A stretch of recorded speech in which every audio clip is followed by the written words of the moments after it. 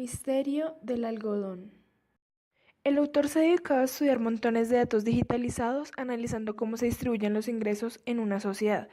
Un día lo invitaron a dar una charla en Harvard. En la oficina de su anfitrión, el profesor Hendricks, vio en una pizarra un diagrama que tenía forma convexa peculiar, casi idéntica a la del gráfico de distribución de ingresos. Su diagrama no era sobre ingresos, sino acerca del precio del algodón. Porque un diagrama sobre la distribución de ricos y pobres en la sociedad se parece a otro acerca de las oscilaciones del precio del algodón. El profesor había estudiado los precios del algodón por un tiempo sin llegar a ninguna parte.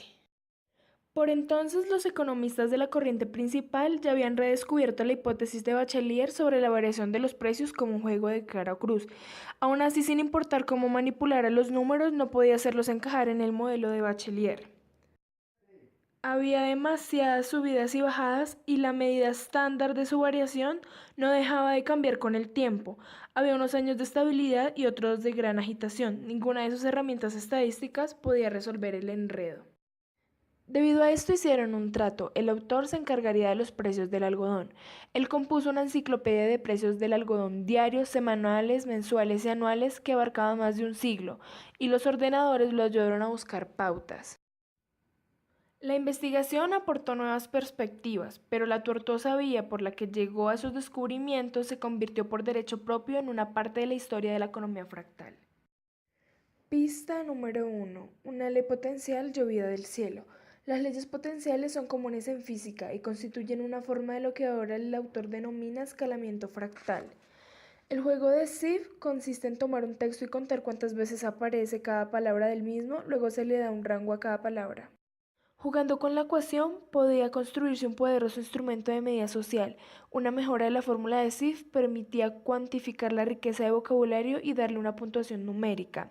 El autor estaba resuelto a seguir por este camino hasta el final y leer a Sieve lo llevó a la economía. Pista número 2. Leyes potenciales clásicas en economía. Vilfredo Pareto fue un industrial, economista y sociólogo italiano con una carrera turbulenta. Su libro se parecía más a los modernos tratados de economía que los de la mayoría de sus contemporáneos. A Pareto le fascinaba el poder y la riqueza, cómo los obtenía la gente, cómo los usa quienes lo tienen.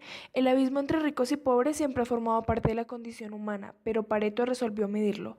Para ello reunió una serie de datos sobre riqueza e ingresos a lo largo de varios siglos en diferentes países como Alemania, París, Italia, Perú, entre otros.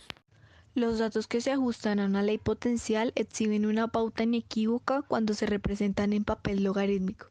Esto es, en vez de numerar el eje X con 1, 2, 3 y 4 a intervalos iguales, llamémosles 1, 10, 100 y 1000 en potencias de 10.